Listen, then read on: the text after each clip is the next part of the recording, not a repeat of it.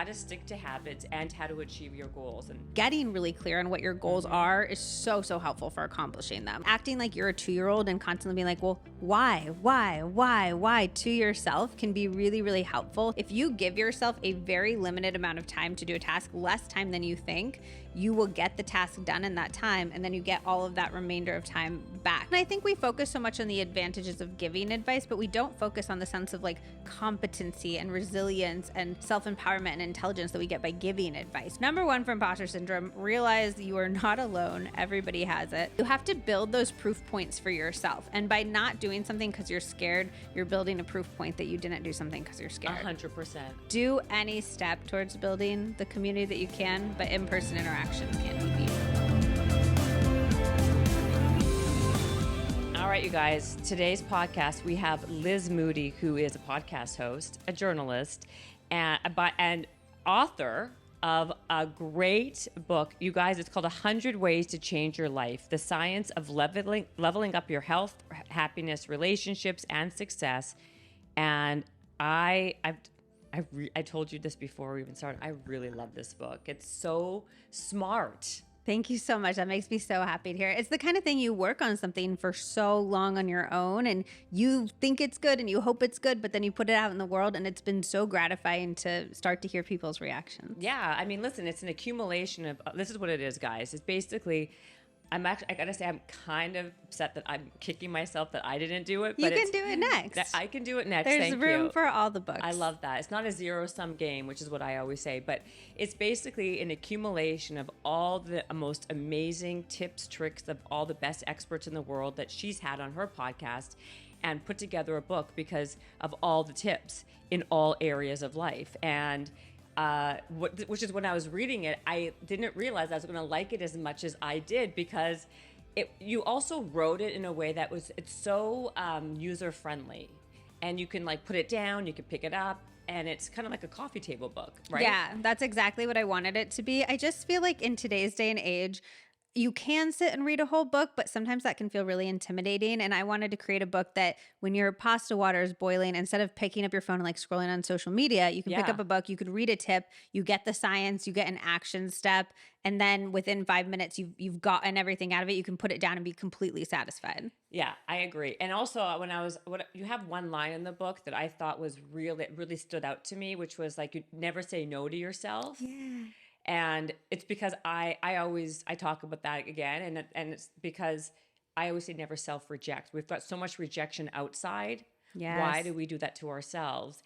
And that whole part of how you've kind of created you based on the fact that you didn't say, like you just tried and just kind of had that whole why not me attitude and just look where it's led you, right? Like this is now your 3rd book, right? Yeah, this is my 3rd book. My first 2 are cookbooks, so this is my first non-cookbook. And you come from the world of journalism, so you worked at all these different magazines. And would you want to just kind of talk a little bit about your origin story, and then we can get into the book? Yeah. Okay. So I do come from the world of journalism. I started my first newspaper column as a teenager, and I did that by walking into my local newspaper and being like, you should have a column for teenagers and it should be written by me. So that was sort of my first never be the one to say no to yourself story. And that kicked off my writing career. I wrote for a number of different publications, managed a number of different editorial teams. And then I started my podcast a few years ago, and anxiety story is in the book. And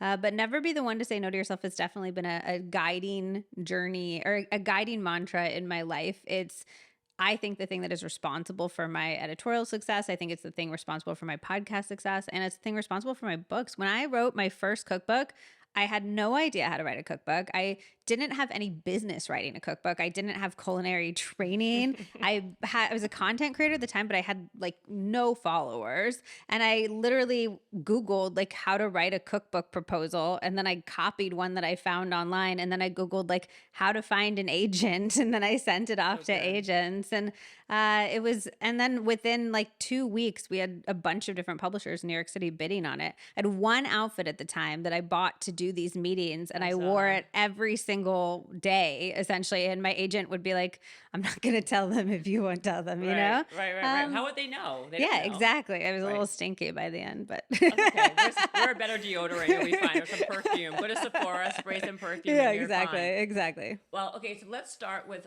So in your book, you talk about how when you were going through a lot of anxiety and you're basically in bed, and you started to kind of get out of that slump, so to speak, by having one thing that you did every day, which was make a green smoothie, Hmm. right? And that was the beginning of all of kind of like the process, right, of achieving goals and everything else. And that's why I wanted to bring up that. So let's start with how to stick to habits and achieve and how to achieve your goals. And because of what how the book is, let's talk about some of the top tips that you got and that you put in the book for doing that. That's a great one. Just having one habit. Yes, absolutely. Yeah. So some of my favorite tips in that category have to do with making our habits as easy as possible. So one of my favorites is from Dr. Katie Milkman, and she's one of those people. She came on my podcast, but by the time she came on, I'd had like 10 other podcast guests be like, "Oh, this research from Dr. Katie Milkman." Like, she's very famous in the research world and the behavioral science world, and everybody's just kind of in awe of her. Yeah. She's a brilliant person, but she has a few different things that I found really useful in my life. One is temptation bundling, which is the only way I've been able to get myself to work out, which I feel like is not a problem for you. It is a problem for me, actually. That's what I find interesting, is that everyone assumes that everything seems, because someone's doing something, That it's or easy. that it's easy. But it's because I lack so much discipline that I had to figure out ways to have structure. Absolutely. Well, and I So, think we all do. Like, I yeah. think what happens is we all beat ourselves up because we think we don't have enough discipline, but actually we haven't made the things that we want easy. So we're using up all of our mental reserve by the decisions that we've made before breakfast. And it's Yes. like, that's just the way that our brains are wired. And we need to be so much gentler with ourselves. Absolutely. And then I think you talk about that also, about like how it's like basically decision fatigue. It's exhausting, and then that's when all your defenses go down.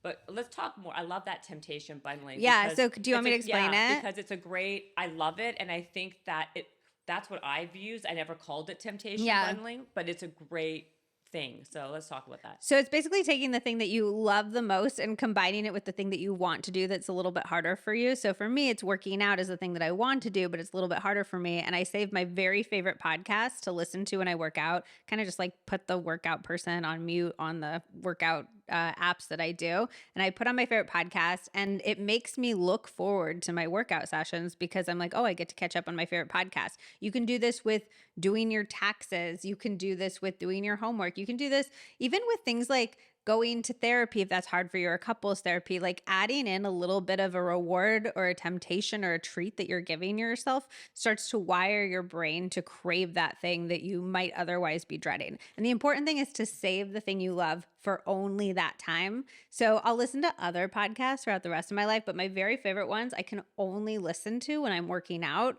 which is so motivating. I'm Yeah. like, oh my gosh, I have a new episode. Like, I need to go for a run or go do a little workout. So you know what I do with that is that, like, I'm so nervous because I work out a lot, like you said, that I'm only allowed to listen to new music and my favorite songs when I'm working out, because otherwise the songs get really boring and Yeah. you get used to them, and it's like it doesn't motivate you to work out. And so when you find a new song, it gives me that motivation to be like, okay, I could go for a run, I can go for a walk, I can do this because I have that new song. 100%. Music is so motivating. But not when it's boring and you listen to the Yeah. same songs over and over Yeah. again.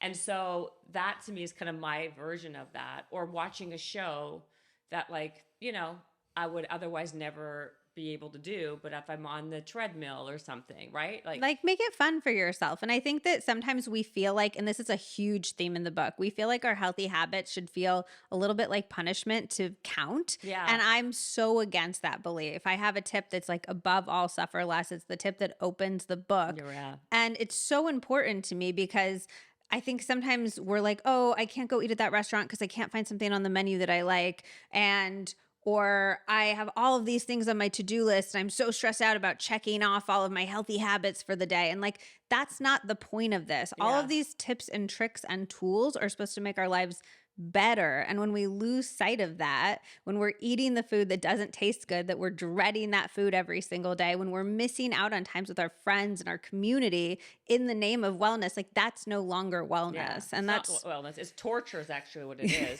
It is. and it's not helping us achieve our goals. There's so much science about things that are pleasurable actually helping you stick to them in the long run. And I think that if you have a goal and you fall off of it after 2 weeks or 3 weeks or 4 weeks, that's likely the reason. You don't know why you're doing it and you haven't found a reason that's motivating and exciting for you. Absolutely. And then if it's okay with you, I'd love to go back to what you said about the green smoothie and when I was agoraphobic and I was bedbound. Yeah. I was bedbound for months. And I think the green smoothie is a really pressing example of something that we can use to achieve our goals. I just did a whole podcast about 5 science-backed ways to get out of a slump.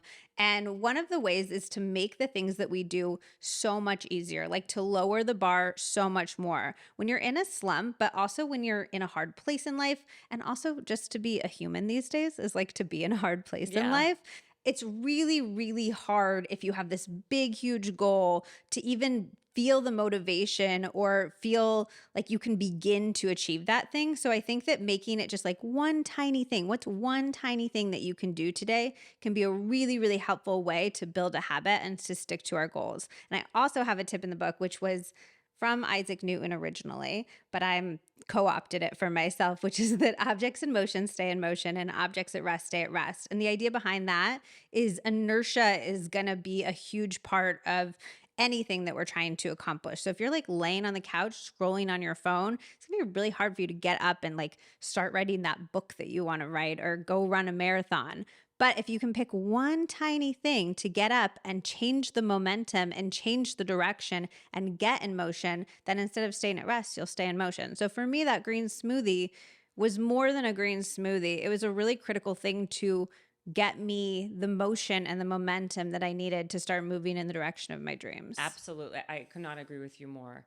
This is probably why the book resonated with me so much also, because a lot of the things are things that like not only do I talk about, but I implement in my life, and I talk about it on this podcast a lot. So there was a lot of synergy. What is WOOP though? You talked about this thing where I thought when I first read WOOP, you thought it was going to be I thought it was like the wearable. But what is it? Talk about it. Yeah, so that's a way of achieving the goals that we want to achieve in our life. So it stands for wish outcome obstacle. What's the P? What's the H? I don't think there is an H. Is it not? Oh, maybe I just put WOOP because I thought it was spelled like that. I forget the P. It's possibility, potential, no. Plan? No, maybe it's plan. Yeah, it could be plan.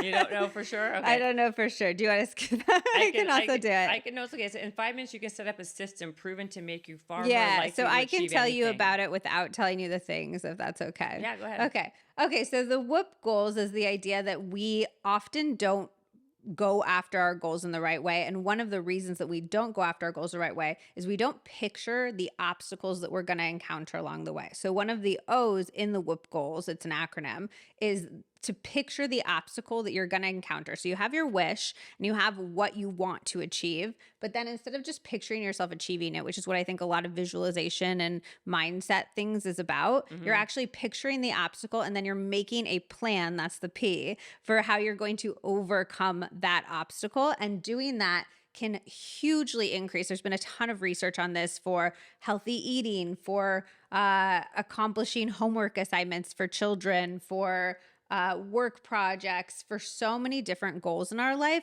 By getting really clear on what that goal is, getting really clear on what you want the outcome to be, and then getting really clear on what any potential obstacle that you might encounter is, and making a plan for that obstacle, you're going to be so much likely to actually achieve that goal. The only issue with that I find is that a lot of times people don't know what their exact goal is, and they can't think about they can't think in that linear way, right? So I think there's a few things there. I think one of the reasons this tactic is helpful is because getting really clear on what your goals are is so helpful for accomplishing them. Like I think acting like you're a 2-year-old and constantly being like, well, why to yourself can be really, really helpful. So that's the first thing I would say. And then I would say, if you do that, if you're really relentless in that self-questioning and you still don't know quite what you want, I would pick something that's close to you, that feels good, that you're curious about, and begin to move in that direction and see if a little bit of the light in the tunnel opens up and you're able to see a little bit further ahead. I Yeah. also think it can be really helpful to identify people who you're like, I like what she's doing. Yeah. I like what her life looks like. And then be a little detective-y about it and kind of break apart the pieces and be like, is it her relationship? Is it her career? Is it her confidence? And that can help us start to shape what direction we want to move in as well. In a way, it's like, it's curiosity, right? Like being like, you have to be like asking the why so you can drill down exactly, or try to drill down exactly. But you said something, which is a question I was going to ask you later, but we talked about, you said like the vision boards and all these things. Like I'm naturally very skeptical, as I'm sure, I think you said you were as well. Yeah.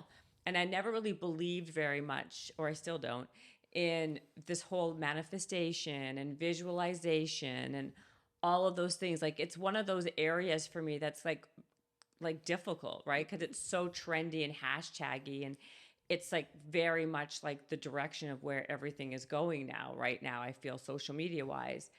And then I read a piece of your book that I was like, you know what, that actually makes a lot of sense to me.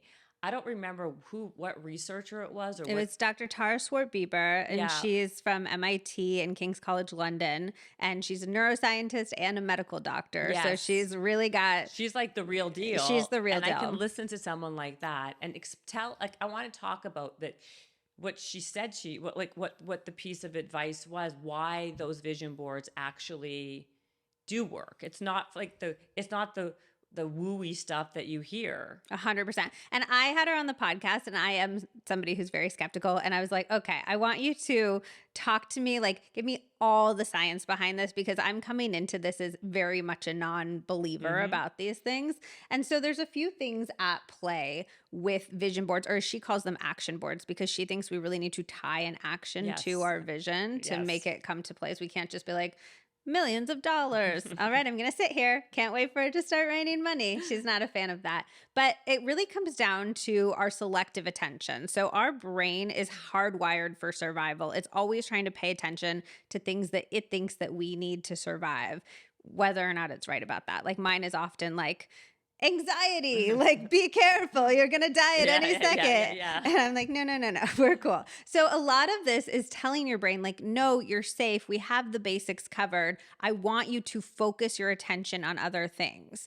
And then once you've primed your brain in that way and you've told it what you want it to focus on, it's going to begin to notice those things everywhere. So it's kind of like when you're researching a new car and you're like, Mazda CX-5, and then you begin to see like a Mazda CX-5 everywhere on the street. That's essentially what you're doing with your dreams and the possibilities for your life by, again, getting really clear on them, putting them into your brain. And you want to put your vision or your action board somewhere that you're seeing it all the time. So you're really getting that selective attention tuned in and honed in your brain. But then you're essentially telling your brain like, survival is covered. Focus on all of these other things that I'd like to bring into my life. And then you figure out the actions that you want to take to get to those places. So I guess what really stuck to me was the whole idea of priming your brain for it, right? Because that makes sense to me. You're having that in your, like, so that then, like you said, once it's in your brain, you end up seeing it more. Like when, and I think we've all had that experience with like something we've been researching or something new we learned about, and then all of a sudden it's here. Well, look at you, right? Like you're coming on this podcast, and so I had you in my mind. I was already reading your book. I was doing all this research, and then Emily is like, hey, but you had dinner with Emily, who so happened to be my best friend. You know what I mean? Like all that stuff happens. Yeah. It's like, for sure. It's like in the air in a way, right? 100. And I think it's can only be in the air when, again, you get super clear on what you want it to be, and then you begin to pay attention to it. Right. Exactly. But once you prime your brain for opening up to that stuff, that's when those things actually appear. Well, and there's another tip in the book, and this is used in sort of a different context, but explains kind of the neuroscience that would apply to this. It's from Dr. Rick Hansen. It's one of my all-time favorite tips. And it's basically about the fact that your brain wants to take the pathways that it's taken the most before. So if you picture your brain as a meadow and you're making hiking paths through that meadow, if you're thinking negative thoughts all the time, like, I'm so stressed, I'm so tired, why isn't my life very good? You're kind of making that hiking trail through the meadow. So when your brain is in a neutral moment or any moment in the future, it's like, oh, that's a good trail. Like, I'll take that trail, and it's going to take the negative thought trail. But you can make different hiking trails by essentially taking moments that feel good in your life, sitting in them a little bit longer, and tuning up the dial on those moments, like amplifying them a little bit and really feeling them and noticing them. You're essentially making a hiking trail for good thoughts in your brain. And it's literally, I'm meaning on a biological level, you are creating new neural connections and neural pathways so that in the future, your brain is more likely to take those good thought trails. And I think a really similar thing is happening with action boarding, with vision boarding. You're essentially making your brain the hiking trails that you want it to take through the meadow, so it doesn't end up on the hiking trails that you've built through thoughts that you may not want to have built trails on. Right. So it's like, guys, it's kind of like the path of least resistance, right? Like, you'll always fall back to what your baseline is or what you normally go to. So it's really up to us to create those new neural pathways, right, so to speak, or hiking trails, as you put it, right? Well, and as you said, I love the science and I am kind of a skeptic. So it's really helpful for me to think about it as like my brain's falling back to the neural connections that I've built. So I need to build new neural connections. Yeah, that's exactly the way. It's hard. It's like how you talk to yourself. That's why it's so important, right? Because what that becomes like the song that you sing in your head. Like, our brain is always listening. I say that to my friends when they like make joking comments about how their body looks or about how a boy treated them on a date or something, and they're like, haha, I deserve that. I'm like, your brain is listening. You need to not say things like that when your brain is listening. You need to talk to yourself like you would talk to me, because your brain is listening to that. By the way, that's another area of the book, wasn't it? Like, where did that fall under? Like, that area of not how to love yourself. Was there? I have a how to love yourself section. Isn't that? You're like quizzing me. I know. Well, listen, I read your book. You think you did. You think you might know it better than me at this point.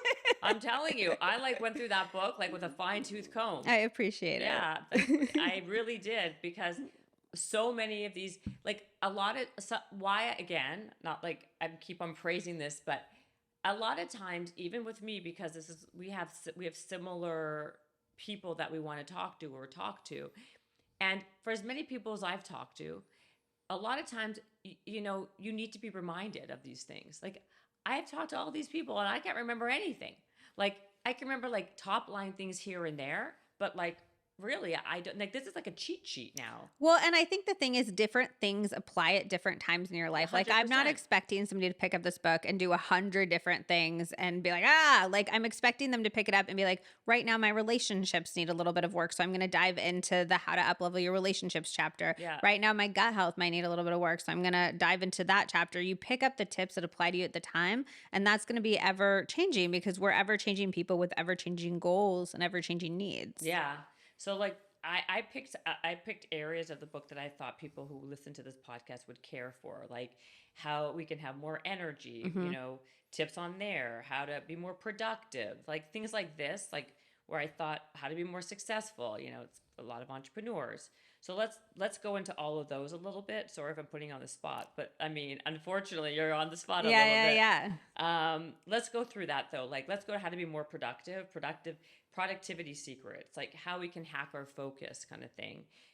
You put together like there was a tip: set a rule of 3. What is that? That's from Chris Bailey. And so that's the idea that there's a really big difference between being productive and just getting things done. Being productive is getting the things done that you need to get done to move in the direction of your goals. Like getting busy versus productive. Yeah. And I think we have all experienced those days where you just check off your to-do list all day. And then at the end of the day, you're like, did I move things in any direction? Like, what did I do all day? Yeah. But you have the checked off to-do list in front of you. So he suggests making a rule of 3. Our brains like to think in threes at the beginning of every day. And those are the things that you're really zooming out and you're saying, these are going to move me in the direction of my goals, whether that's your goals for your relationships, your family life, your business, anything like that. What are the 3 things that are going to move the ball forward? And those are the 3 things that you're going to make sure that you accomplish on that day.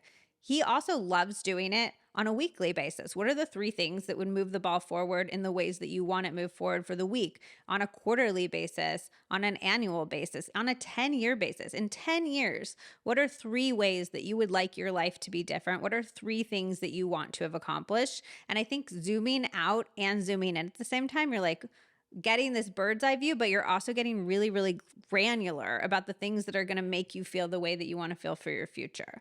He also has a tip, and this is one of my favorite tips in the book, is to limit your time to get more done. We're starting to see this around the world as people enact 4-day work weeks, and their employees are happier, they're experiencing less levels of burnout, and they're still accomplishing as much on a company-wide basis. And so what he suggests, and I think we've experienced it, especially parents, I feel like they're always like, I had no idea how a child could fit into my life, and then I had a child, and then suddenly I'm getting 10 times more done in the same amount of time. Do you have any kids? I have a cat. Of a cat. Okay, you have a cat. A little different, but yes, it is a little different. I have a lot of friends who have children, and I'm very sensitive to the needs of their time. But the interesting thing about that is it applies to all of us. Like, if you give yourself a very limited amount of time to do a task, less time than you think, you will get the task done in that time, and then you get all of that remainder of time back. And that happens for a few reasons. One, we're really terrible at estimating our time. 2, we procrastinate unless we give ourselves a reason not to. There's a lot of science behind it, but it's one of my favorite tips is to be like, okay, cleaning the house is going to take 45 minutes. What if I gave myself 20 minutes for it? And you will more than likely get it done in the 20 minutes. That I actually wrote that down, the artificially limiting your time, because I thought that was a really good one. Yeah. And I couldn't, again, I have 2 kids and a really busy life with my career and everything else in my life. And, that's why there's a saying that says if you want something done, you give it to a busy person, because you have to learn to be more efficient with your time. And you're absolutely correct. Like, you have to learn how to clean a house in 20 minutes, not an hour. And how I can, and how to read 3 books, for podcasts within, an hour, with an hour a book or 2 hours a book versus a month that would have happened if I didn't have my kids. Like, before I had my kids, it would take me literally a month, 2 months, a year to read a book. Yeah, I'm sure that you're sitting back every day and you're like, I can't believe I accomplished that much, but you did. It is, but it's hard. But there is a thing called burnout, though, for sure. Well, and that's where I think the best use of artificially limiting your time is to get that time back and then ask yourself what you can do that feels truly restorative in the time that you're getting back. So instead of just, adding more in. Absolutely. Yeah, absolutely. I have a question for you. When you put this whole thing together, did you have to get permission from all the people, or were they more than happy to have? They were super excited to have their work out there.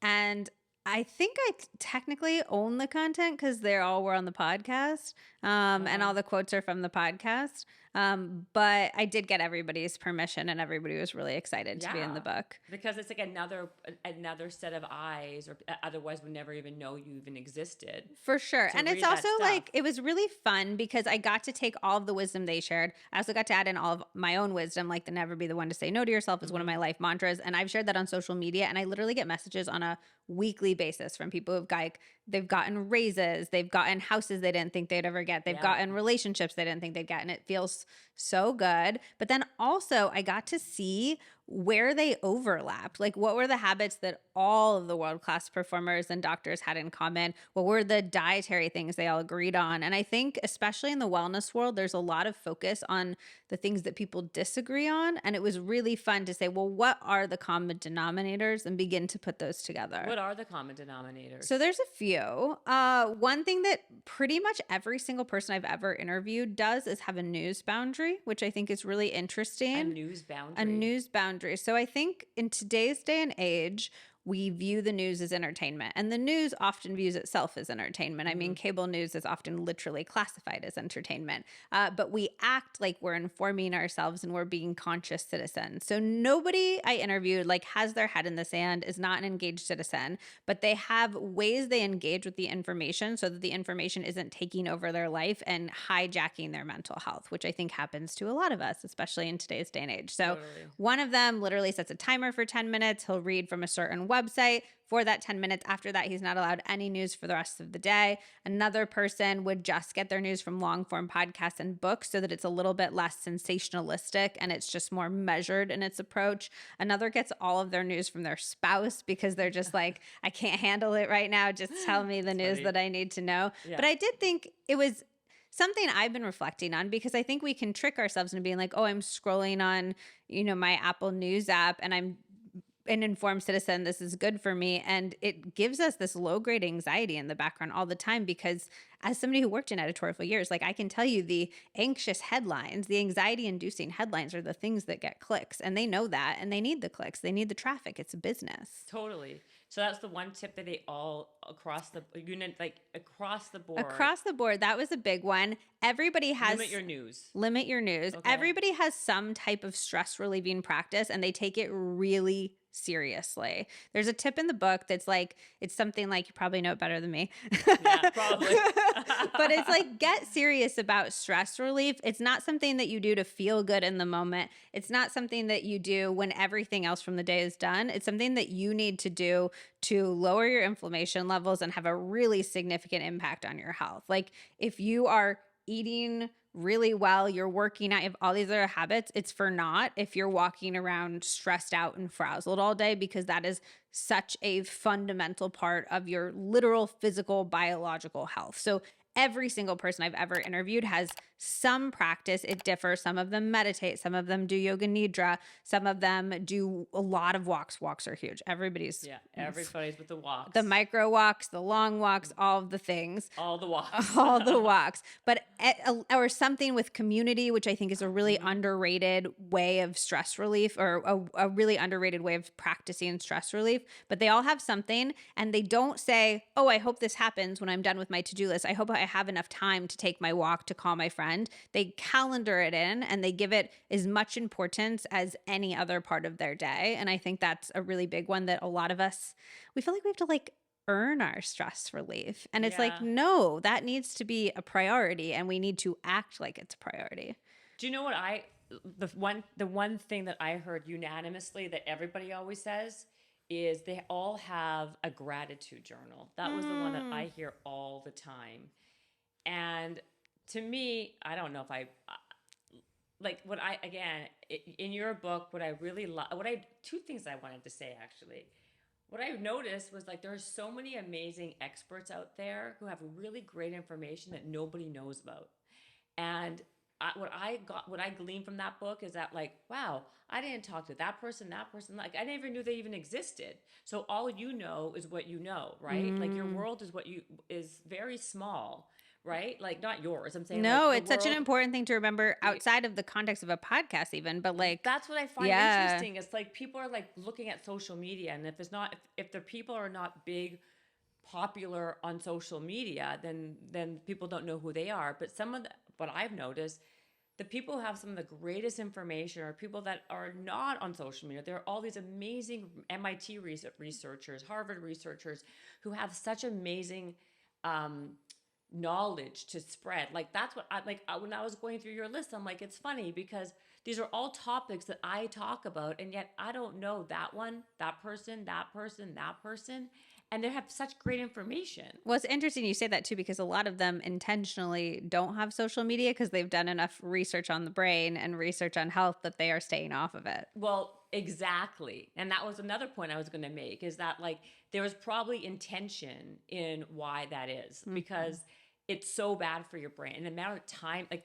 it's actually the anti of how to have the best life in the world. It's like the number one point should be the top 100 of how to optimize your life is stay off of social media, because of the anxiety, the comparison, the time suck, the productivity suck, all of those things, you know? Or I will at least say to be incredibly intentional about it. Like, Very. know when you're Yes. using it, like rigorously curate your feed. The second somebody is making you feel like crap when you're scrolling, you mute them or you unfollow them in the moment. You don't think, well, like maybe I find it inspiring. It's like, no, you can find somebody else that's inspiring. If this is making you feel like crap, get that out of your consciousness. Well, I think the problem more than anything, it becomes like a black hole. Like you look up and 2 hours have passed and you could have done so many other things with your time. Well, and it conditions our brain too Yeah. to not have focus. Like we are practicing something at any moment. I did a podcast about this with a former monk. Of course you did. And Which it was one? Maybe I wouldn't know him either. It's Don DePani. Do you know him? No, see, I'm telling you. Oh, he's amazing. He's a former monk, and he said, and this just really stuck with me, that at every single moment we're practicing something. So we're either practicing distraction or we're practicing focus. And if we're practicing distraction, we're getting better at distraction. And if we're practicing focus, we're getting better at focus. So every single moment, whether you are putting on your shoes, you're brushing your teeth, you're making your smoothie, you're hanging out with your partner, I think asking yourself, what am I practicing right now, is a really valuable question. I love that tip. That's a great one. Is that in the book? It's not in the book, but it's in that podcast episode. It's something with focus, and it's from Don DePani. That's great. Yeah. I love that one. And going back to that gratitude journal, what I saw from that was, again, I agreed, because after a while, if you're constantly writing in this gratitude journal, like anything, don't you become desensitized? And that's what I think. I mean, I'm not saying. Do you do a gratitude journal? No, I don't, because I tried many times, but it was becoming redundant in my brain, and I'm like, it doesn't work. Like a lot of these things that are like super popular wellness tips aren't things that I actually do. Like they don't resonate. They don't resonate. Like I'm gonna have the guy on after you, young Pablo. It's all about. He's a meditator. I cannot, and I can't wait to talk to him, because I cannot meditate to save my life. Mm. Like I've tried every which way, and But you read a lot, right? I read a lot, but my form of meditation is I run. And what I saw in the book is like high intensity exercise gets you into that stage of default mode where your best ideas are coming. And to me, that's my form of meditation, because it takes me into that flow state, let's say. 100%. I will also say that there's a lot of great neuroscience around the fact that reading trains the same part of your brain as meditation, because you are losing your focus and then you're bringing it back to the words on the page. So the action of reading is essentially a form of mindfulness meditation. So since you read a lot, you're getting some of those benefits. Thank you for telling me that. Yeah. No, it's great. I love that, because I didn't know I'm that. always trying to get people, like in my How to Get Out of a Slump episode, I kept like being like, books. Here's another way to use books. I'm like such a evangelist for reading. Reading also, by the way, does so much other. I mean, it opens up your brain on so many other levels. From a young age, we don't have to talk about that right now. But I do believe that it's a good idea to be a big reader. But what I was going to say is about the gratitude journal was that in your book you talked about some other expert who was talking about what she found in her research was that the people who actually gave advice of something were the ones who actually got more from the advice or from, and there's a reason why I'm bringing this up, versus the people who are taking advice. And the reason why I was bringing that particular tip up, it was attached to the gratitude journal, but I don't remember how. Do you know how? No, but I can comment on both of them. Okay, please. Yeah. So I didn't memorize the book. So I also don't have a gratitude journal, a gratitude practice. It's one of the reasons that I like the Rick Hansen tip so much about growing the good, is because essentially you're feeling grateful and amplifying those good feelings in the moment. And then that's going to make your brain kind of reap some of the benefits that a gratitude practice would make your brain reap. So that's my sort of in the moment gratitude practice. And it's one of the reasons I love that tip so much, because you can do it anytime. Like, and nobody knows you're doing it. You can do it driving down the highway and you're playing the good music and you're just like feeling it. You're feeling your vibe. That you can do it then. You can do it while you're cuddling your cat. You can do it while you're playing a fun game with your kid. Like you anything. Love your cat, huh? I love my cat so much. I have a tattoo for Oh my gosh. You brought this cat up like 4 times on the podcast already. I really like my cat. Yeah, I can see that. Okay. But Taylor Swift's a cat lady too, so I feel really justified. And then Taylor Swift loves her cat, you know. She has 3 too. You have 3 cats? No, she does. She's Okay. more of a cat lady than me. Oh, wow. Taylor is. You only have 1? I only have one, so Okay. I'm pretty calm about the whole thing, Yeah. I'd say. Yeah, you really are. Yeah. Yeah. But then the other point about advice giving, that's from Katie Milkman. Oh, okay. Again, we love Kate. She just has so much incredible research about behaviors and how we can modify our habits and behaviors to become the people that we want to be. So that applies across your finances, your relationships, your health habits, like all of it. It's so applicable. But she recommends starting an advice club, which I absolutely love. And that's just creating a circle of people who are in a similar area or phase of you in your life so that nobody is feeling maybe some of those like, I don't know how to comment on that, or I feel jealous of that. Like people are in a similar place to you. She's in a group with other female academics, and people can bring up problems and then you can give advice about them and vice versa. And I love this because I feel like I've spent years looking for like a mentor and kind of coming up short a little bit. I mentor a lot of people, but I don't have the other direction. And I love this because everybody can mentor each other. We get these incredible feelings of empowerment, of resiliency, of self-knowledge by giving the advice, but then we benefit on the receiving end from people giving us advice. So you're really bolstering yourself and you're bolstering your community. Yeah. It's such a win-win. We're actually bringing that to life at my book tour, which I haven't talked about yet, but we're gonna like have all of the people in attendance at the event give advice to each other on issues that people have.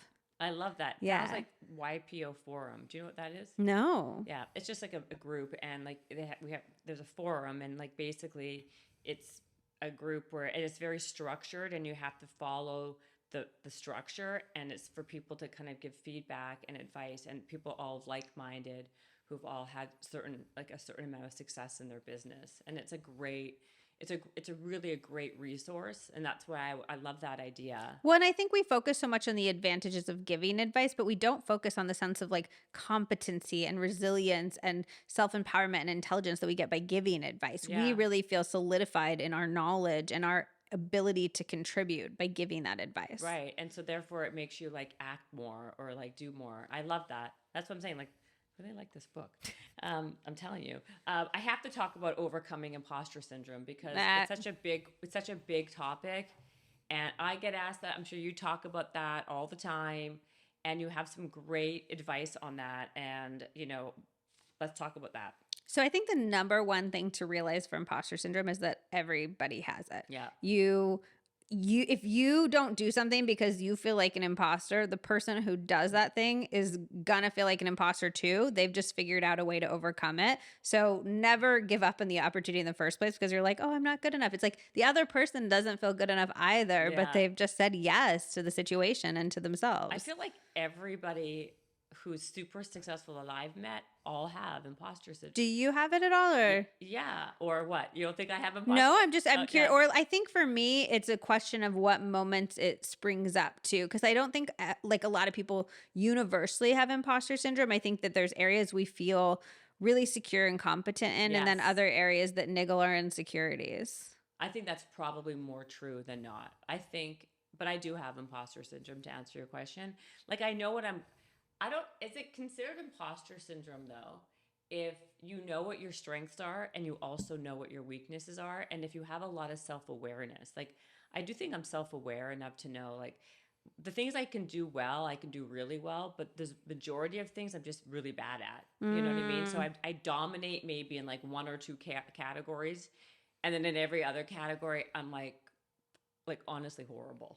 I mean, really bad. So I would question, like, one, is that actually true? Yes. I think that we need to... And I lean in really hard on the things I'm good at, When I think that's a superpower unto itself. I think identifying the strengths and leaning into it. But I do think that often we think that we're worse at things that we are not actually bad at. We add to the list of things that we're not horrible or qualified for, and we make tinier and tinier the list of things that we're like, oh no, I got this. Especially as we get older, we have more exposure to people. We have more exposure to people than we've ever had in the history of the world. So we're constantly comparing ourselves. So number one for imposter syndrome, realize you are not alone. Everybody has it.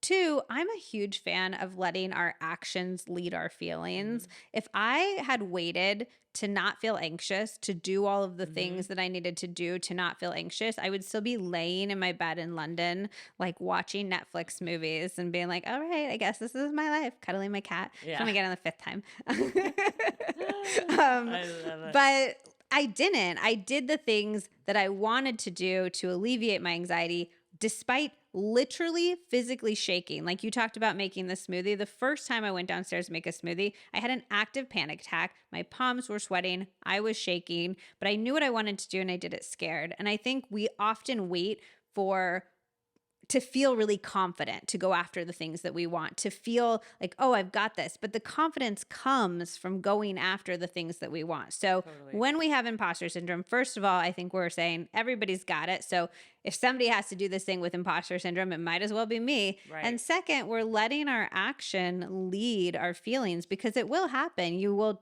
train your brain. You'll prove to your brain that you can do this thing, and you'll add to that reserve of knowledge that you're capable and you're confident and you can go after your dreams.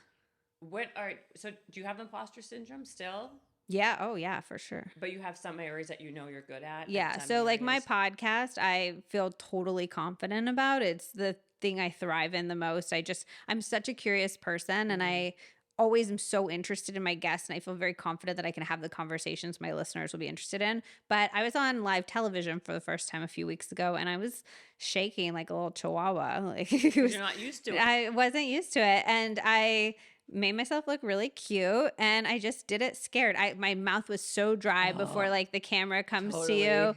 And then I did really, really well. And now I have that in my brain. So the next time that I get a television opportunity, I'm like, oh, I rocked it. Yeah, exactly. But you have to go through it first. Yeah, you have to build those proof points for yourself. And by not doing something because you're scared, you're building a proof point that you didn't do something because you're scared. 100%. Oh my God, I totally agree. And then, you know, I wish you did have a tip on, because that happens to me. Like when I'm so nervous, my mouth gets so dry. What is the reason for that? Like saliva gets sucked into your body. Yeah, I literally don't know. We gotta ask somebody. Yeah, we need to have a saliva specialist on the podcast. Exactly. How do you find your guests then? Are you someone that just goes out and like whoever you, I don't know, deem interesting, you'll like reach out to them? Like what's your process?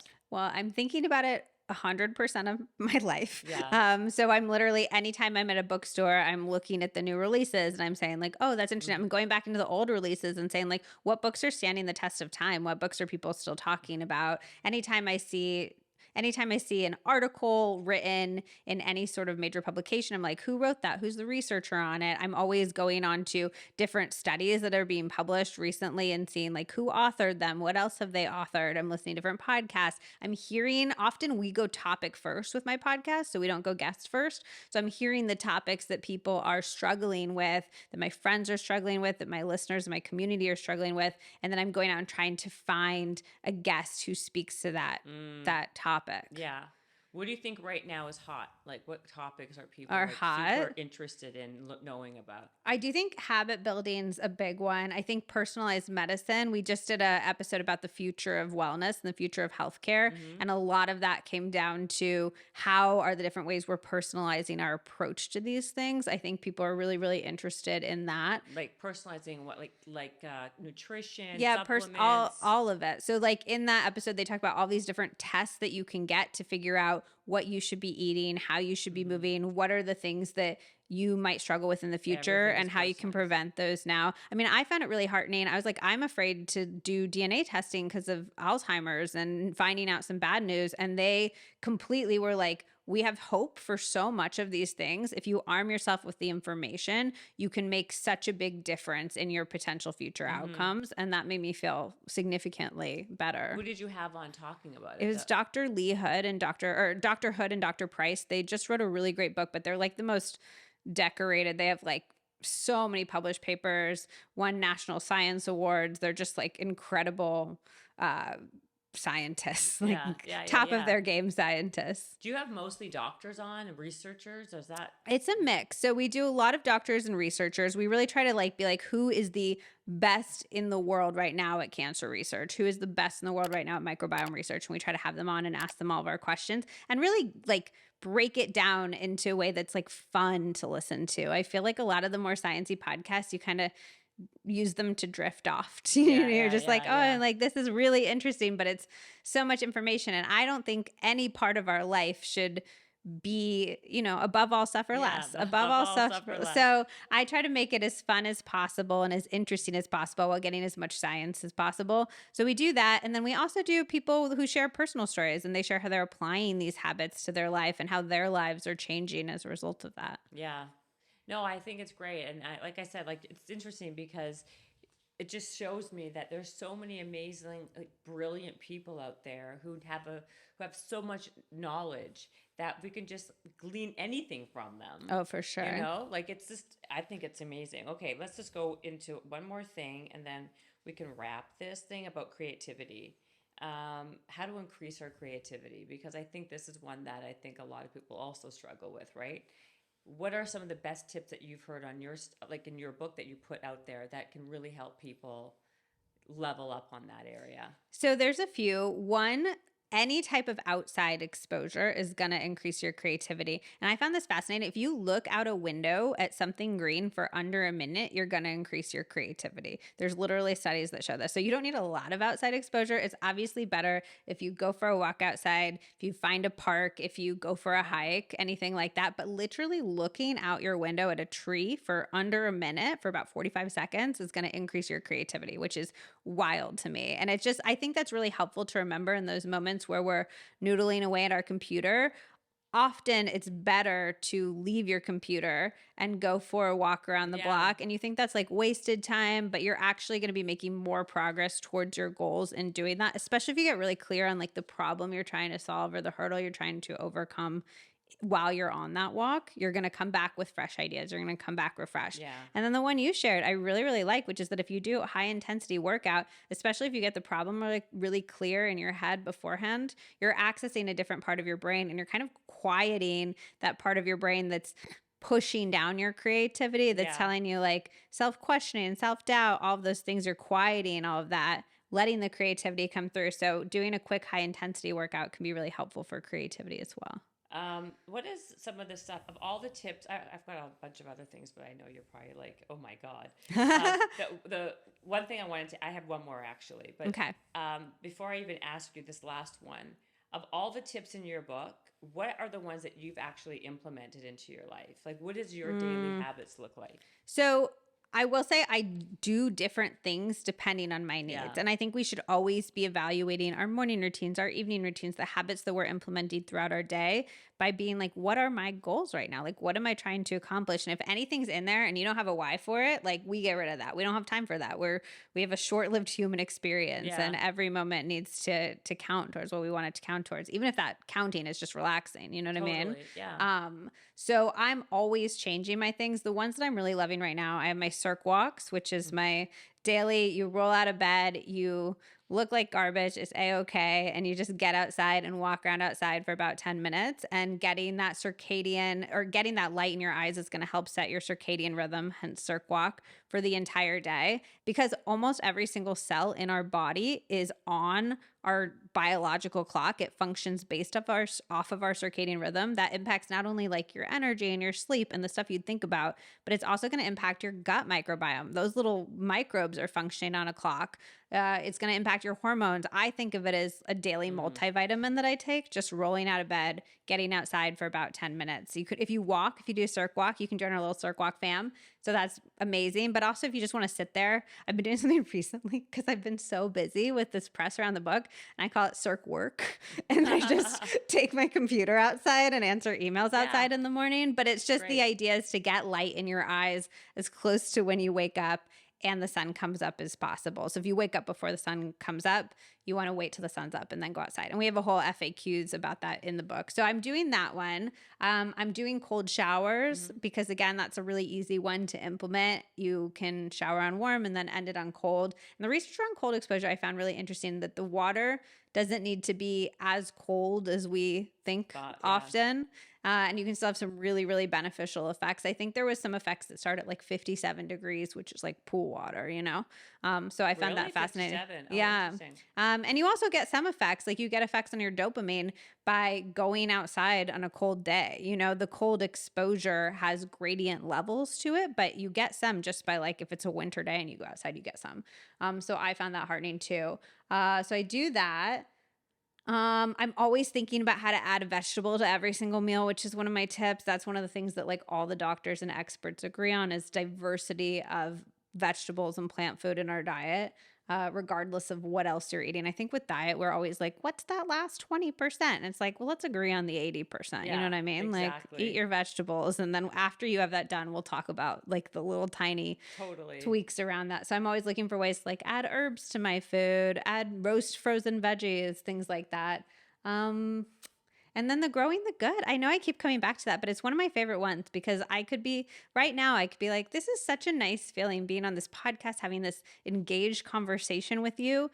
And without you even knowing it, I can sit here and be like, I'm going to really sit in how good this feels. I'm going to amplify how good this feels. And I'm rewiring my neural pathways. Yeah, I like that one. Rick Hansen, he's an oldie but goodie. I even know who that guy is. He's amazing. Yeah, he's great. Him and Robert Waldinger, who runs the he runs this Harvard study of adult development, which is the world's longest study on longevity and happiness. Yes. It's like over 80 years.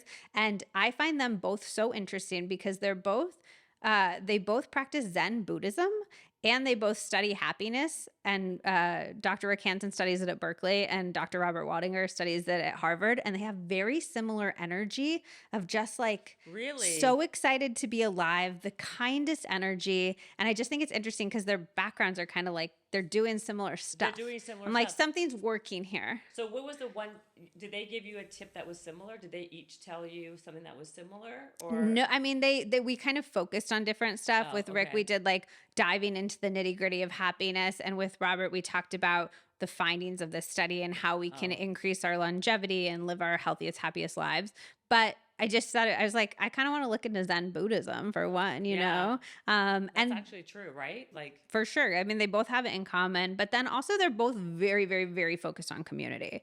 And I think the community is a thing that we don't count as, like, a wellness habit. We're like, oh, if I finish all my work, I can go out with my friends. But actually, like, going out with your friends is as important to your health as cold plunging and sauning. Like, it's more important. Yeah, 100% than all your vegetables. Like, it's like the community is the thing that, after all of the years of research, Dr. Robert Waldinger found was the thing that makes us live longer. It lowers our cortisol levels. It has this real biological, physiological impact.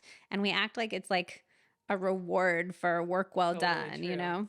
People are trying to do all these, like, crazy hacks and biohacking things, right? But at the end of the day, and there's a ton of research pointing to it, that socialization is probably in the number 1 or 2 spots. It's number 1 according to Dr. Robert Waldinger's research. For health, for overall health, wellness, longevity, 100%. I mean, people die of loneliness. And there's a reason for it. Right? It's increasing your inflammation levels. Like, it's having these real impacts on your body. So if you do nothing else after listening to this podcast, I'd say, like, text a friend. Yeah, not text a friend. Call a friend. Yeah. Or, like, see a friend. This is what, like, forget about texting and calling. People need to see each other face to face. I agree with that. I think little steps, though, is my whole thing. So, like, I'm worried if we ask people to make in-person plans, they won't do it, and then you get none of the benefits. So I'd say, do any step towards building the community that you can, but in-person interactions can't be beat. No, there's no, I mean, I agree about the baby steps, but at the same, sometimes you gotta just take that plunge. For sure. I've been doing where sometimes when I pick up my phone and I'm scrolling on social and it just, like, doesn't feel good, I'm like, could you be texting or calling a friend instead? And just in those moments, using that as a reminder that instead of going for this, like, fake social community, I could go for a real community. 100%. And it's basically that fake social community has replaced real community, which is so crazy. People are more interested or I guess, concerned about getting a like from a friend that they don't know. That makes me so sad. Isn't it crazy? Yeah. It's so upsetting to me. And yet, like, but it's because I'm a victim of it, and not in that part, but I'm a victim of being stuck on social media. But it's designed that way. And I think we all Yeah. need to be gentle with ourselves. I have a tip in the book about like breaking up with your phone and understanding Yeah. your dopamine levels and all these things and like pragmatic ways to do it. But I do think we all need to be so much more gentle with ourselves because these things are engineered to hijack our brains and to be addictive. So it's not like something wrong with us. It's like this is how it was designed to work. Because if it's happening to everybody, Yeah, it's exactly. It's not us. No, exactly. But we can do things to address it. I think bringing the awareness around, though, like we're just the victims of this problem. We're not the problem. Absolutely. But we can have the tools. Absolutely. Well, thank you for being on this podcast, Liz. Oh my It was gosh. a pleasure. Thank you so much for having me. No, the book is called 100 Ways to Change Your Life. It was obviously something I enjoyed a lot. And it's been a great meeting you in person. Thank you so much. Oh, thank you. Where do people find more about you and your podcast and all that other stuff? Yeah, so I'm Liz Moody on TikTok and Instagram. I share a ton of like tips and tricks and habits that you can do every single day there. And then I'm the Liz Moody podcast, and we've talked about a lot of our episodes, how to get out of a slump. We have the one about focus with Don DePani, but really just start with any topic that interests you and go from there. Excellent. I mean, I'm going to subscribe today. Thank you so much. Thank you. Bye.